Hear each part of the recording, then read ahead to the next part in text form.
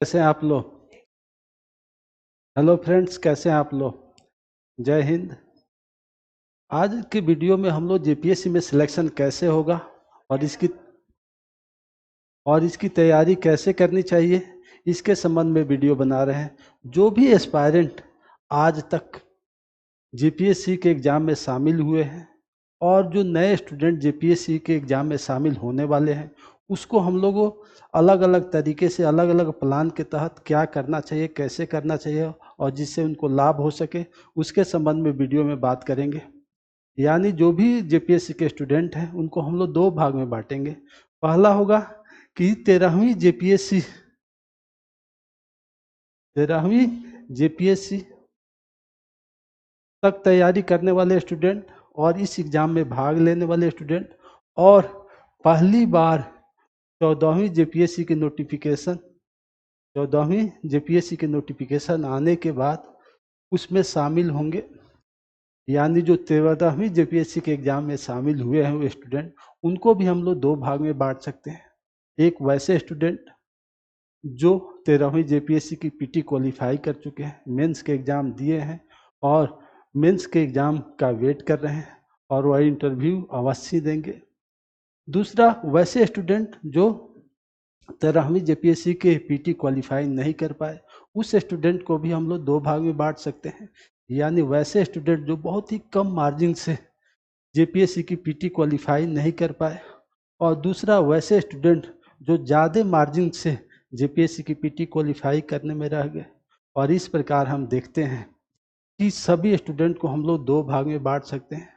एक वैसे स्टूडेंट जो जेपीएससी के एग्ज़ाम में बैठे हैं और पीटी की तैयारी उनकी बड़ी ही बेहतर हुई है और हमेशा वह पीटी क्वालिफाई करते रहे हैं, और बहुत ही कम मार्जिन से पीटी क्वालिफाई नहीं कर पाए हैं। और दूसरे वैसे स्टूडेंट जो या तो 14वीं जेपीएससी में पहली बार शामिल होंगे या पहले से तैयारी कर रहे हैं परंतु वह पीटी क्वालिफाई नहीं कर पाए। इसी वजह से हम जेपीएससी के सभी एस्पायरेंट को दो भागों में बांट करके चल रहे हैं। एक वैसे स्टूडेंट जो तैयारी पहले से कर रहे हैं, उनकी तैयारी अच्छी है, और दूसरा वैसे स्टूडेंट तो तैयारी पहले से कर रहे हैं परंतु उनकी तैयारी बहुत अच्छी नहीं है और वह पीटी कभी क्वालिफाई नहीं कर पाए। तो सबसे पहले हम लोग बात करेंगे वैसे स्टूडेंट जो तैयारी पहले से कर रहे हैं और हमेशा पीटी क्वालिफाई कर पा रहे हैं, और या तो एक दो नंबर से रुक जा रहे हैं। क्योंकि इस तरीके के स्टूडेंट के पास स्पेस बहुत ज़्यादा है और वह टॉप से लेकर के बॉटम तक या बॉटम से लेकर टॉप तक कहीं भी अपनी जगह बना सकते हैं, और यह जगह बना सकते हैं। तो उनके लिए तीन सलाह है। पहला सलाह, उनके पास जो भी सोर्सेज हैं या स्टडी मटेरियल है या नोट्स हैं, उसको बार बार पढ़ें, 10 टाइम्स पढ़ें और उसे याद करने की कोशिश करें। दूसरा, बार बार पढ़ने और याद करने के बाद वह पीटी का टेस्ट देने की कोशिश करें। पीटी के टेस्ट देने के दौरान उन्हें तरह तरह की अनुभव होगा, उन्हें अपने निगेटिव अप्रोच का पता चलेगा, कितना क्वेश्चन सही हुआ और कितना क्वेश्चन गलत हुआ। जो क्वेश्चन गलत हुआ फिर पहले पॉइंट को ध्यान में रख करके अपने सोर्सेज का इस्तेमाल करें। इससे वो स्पष्ट होगा कि क्या पढ़ें, क्या छोड़ें, किस तरीके से पढ़ें, जिससे हम टेस्ट में ज़्यादा से ज़्यादा कर सकें। और तीसरा, वह इसी पढ़ाई के दौरान वह मेंस के भी कुछ क्वेश्चन लिखने की कोशिश करें, और इस प्रकार से वह बार बार कोशिश के द्वारा वह अपने तैयारी को बेहतर कर सकते हैं।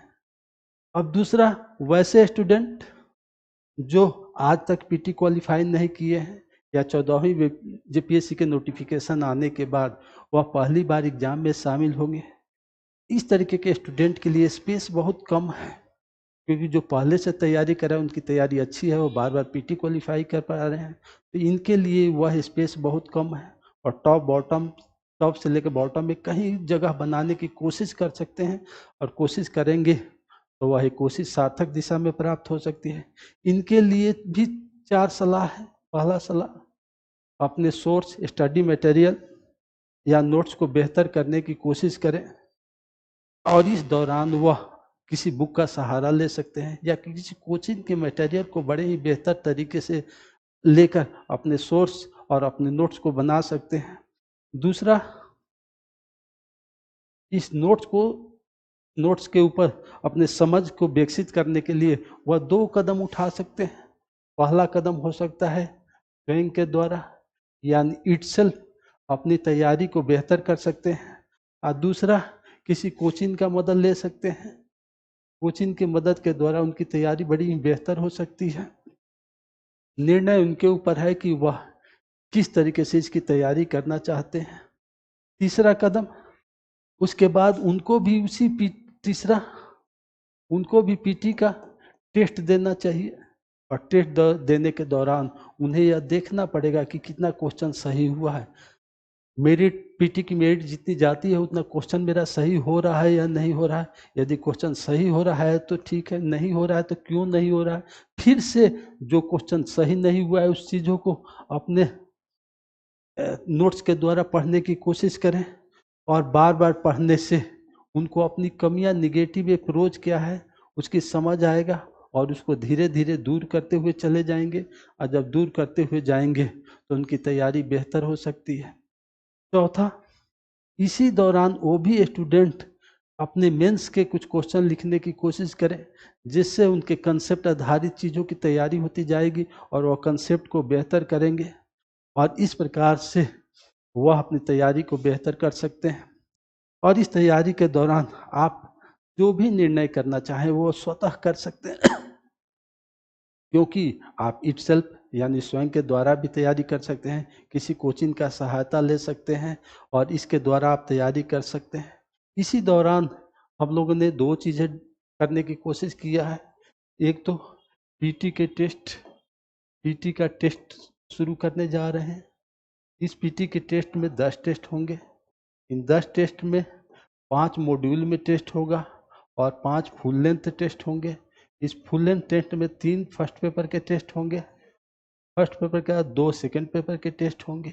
इसका मिनिमम फीस रखा जाएगा, जिससे कि किसी प्रकार का बर्डन किसी भी स्टूडेंट के ऊपर ना आए, और वह पीटी की तैयारी बड़े ही बेहतर तरीके से कर सकता है, और साथ ही साथ मेंस की भी तैयारी चलती रहे। इसके लिए भी हम लोगों ने एक कदम उठाया है। एक 14 टेस्ट का शेड्यूल रखे हैं और एक 30 टेस्ट का शेड्यूल रखे हैं। 30 टेस्ट में छोटे छोटे टॉपिक के द्वारा सारे मेंस के सिलेबस को कवर किया जाएगा, और उसके दौरान उसका डिस्कशन होगा, उसके कीवर्ड्स के रूप में, फॉर्मेट के रूप में आंसर की दिया जाएगा, जिससे आप बेहतर कर सकते हैं। और इस प्रकार से आपकी तैयारी को एक बेहतर लुक देने के लिए हम लोग कोशिश कर रहे हैं। साथ ही साथ ये भी कोशिश चल रही है कि आपका पीटी का सिलेक्शन कैसा हो। आज जेपीएससी की मेंस के रिजल्ट थोड़ा देर हो रहा है, और स्वतः ही देर हो रहा है चूँकि चेयरमैन की नियुक्ति नहीं हो पाई है। जैसे ही चेयरमैन की नियुक्ति होगी तो रिजल्ट तुरंत आ जाएगा, उसके साथ साथ 14वीं का नोटिफिकेशन भी आ जाएगा, जिससे आप अपनी तैयारी को बेहतर पहले से रखते हैं तो ज़्यादा सार्थक होगा। हमेशा सत्य सुनने की आदी रहें, सत्य बोलें और सत्य के मार्ग पर चलने की कोशिश करेंगे तो आपकी सफलता अवश्य मिलेगी। जय हिंद, जय भारत।